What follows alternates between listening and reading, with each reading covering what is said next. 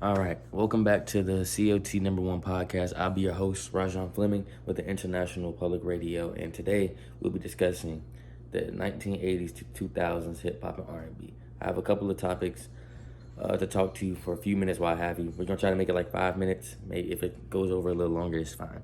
But okay, so for the first topic, I say let's start off with Tupac and Biggie, since those are the icons during that time.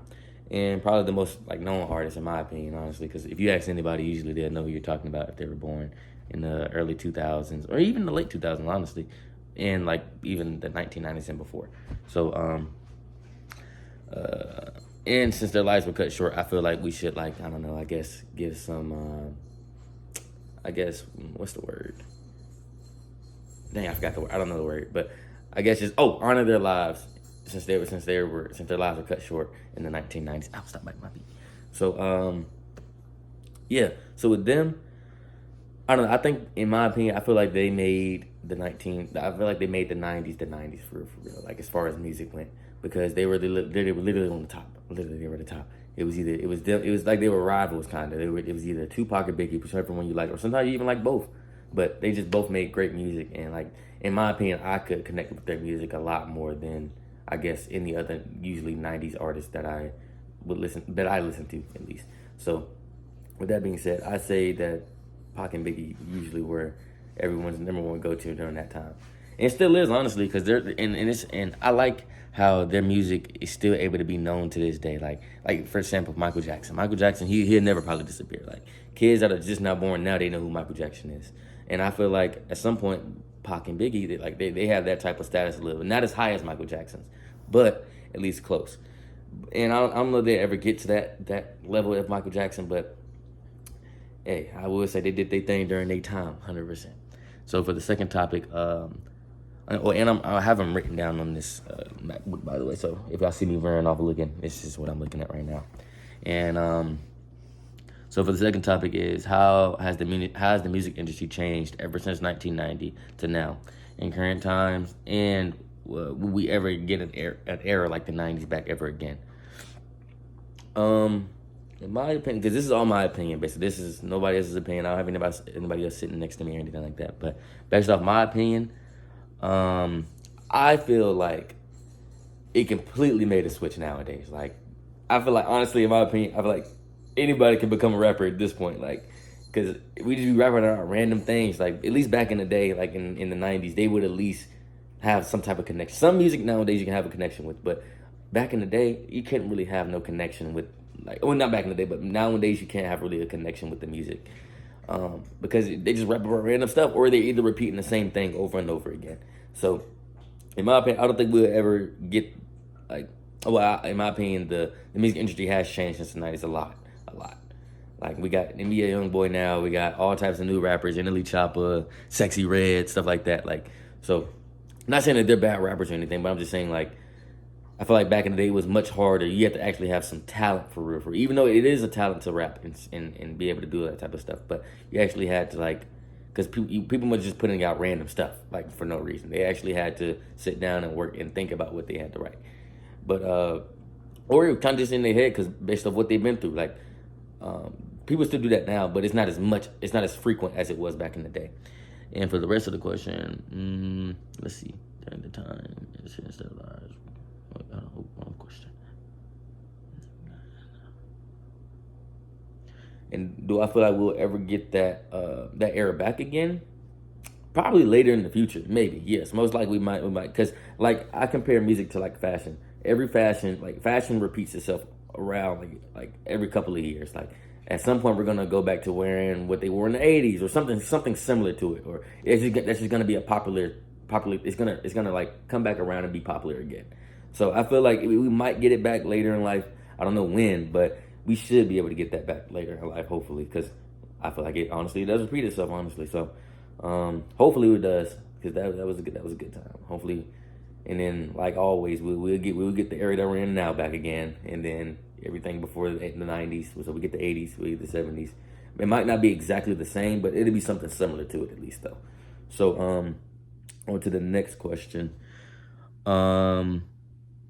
Makes it 90s. Okay, what makes the 90s such a great time in music history?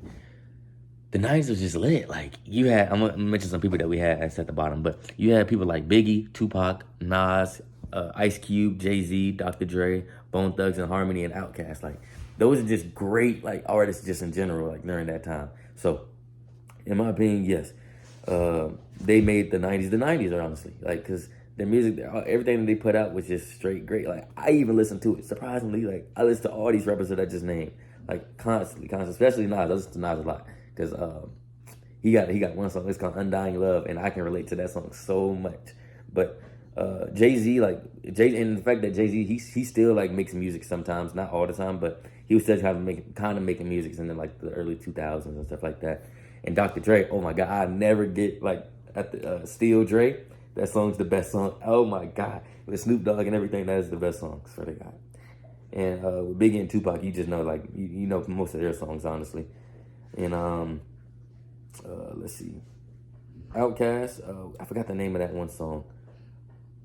I think it's Sorry Miss Jackson, I think. Or I might be thinking about another song, but yeah, that song. So I just feel like they just made the 90s so great. Like, I don't know, like whatever they was talking about, whatever they were singing about, it was nice to listen to. And like, you could just listen to it over and over again. And the fact that it can still be played like nowadays and still be like a good hit to play in the car, because you know some music that you play in the car, you don't really want to listen to that in the car, because it's like not really a cool song like to dance to and sing to and stuff like that. So I feel like they definitely made their mark during that, 100%.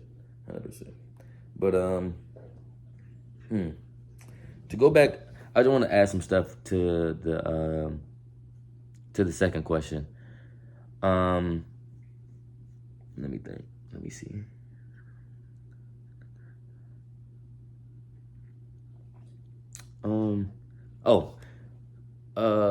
As far as, okay, back to the second question, because I want to add on something to that. For the, like, will we ever get the era? This is the part of it, because this is kind of like a two-part answer, but will we ever get like an era like the 90s back again? I just want to see. I just want to, like, this is for you, Mr. Tooley, too, just in case you like have some ideas. But who do you think will be the, like, some of the rappers that will like be around when it does get back to that 90s type of era, and we start to like do a full circle and go back to like the 90s type music and stuff like that? I honestly feel like there's not a lot of rappers now in our day that will be able to, like, I guess, survive during that time, because it's a whole different rapping style. Like, it's nothing similar to what we have now. But dang, I was also gonna say something else. And to also add on to that, I feel like, well, music always has this way of incorporating it, like, because music, we always use other people's samples for the most part. That's what I wanted to say.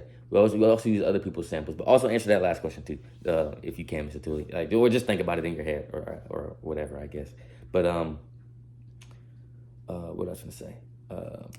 Yes, music always. Oh yes, now, like, it's always a sample. So you see music nowadays that people use samples from, like, from back in the day. So that's how you know back in the day music kind of has an influence on how we do things today, because people still do remixes. It might not sound as great, but people still do remixes to old songs or use old beats and stuff like that from other artists and stuff like that. So it just, I don't know, bring a new version of the song back into it. And some, for instance, Italy Choppy, he made a song by Nelly, like, It's Getting Hot in Here. I think that's the name of the song, if I'm not mistaken. But he did a remix to it. It did really good, but it'd never be the same as the original version. But he did a really good job, like, remixing the song. So I always feel like in every new era of music, we're always going to use something from the past in order to, like, incorporate it into new music. Not every single song, but every once in a while somebody puts out a song that's from, like, oh shoot, I know that sample is from, or just using the same sample and making remixes off of other people's music. Like, somebody makes a remix off of this song, and then it follows a trend that I've seen nowadays. For one song, it was by Spot 'em Got 'em. Beatbox, that went really viral on TikTok and everything like that, as far as, like, people using his beat and just making their own little twist on it. And I like that, honestly. I like that when people make their own twist on songs, because everybody raps differently. So to hear other people rap on different beats is really nice. I ain't gonna lie. Just to hear what everybody's style is, and you can tell the difference for real. Because when you take somebody else's beat, you don't usually try to use the same exact lyrics as them. You try to put your own little twist in it and things like that. But yeah. That was pretty much all I had for today. I think we've reached 5 minutes. Oh, more like 10. Oh, I lied. I've been talking a lot. Not gonna lie. But thank you for watching the number one CLT podcast. And CLT's number one podcast. Sorry. This is my first time ever using this name. But if you have any suggestions, I'm gonna act like a YouTuber for a minute. If you have any suggestions on what I should do next, you can drop it down in the comment section below. And I'm gonna mess with y'all later.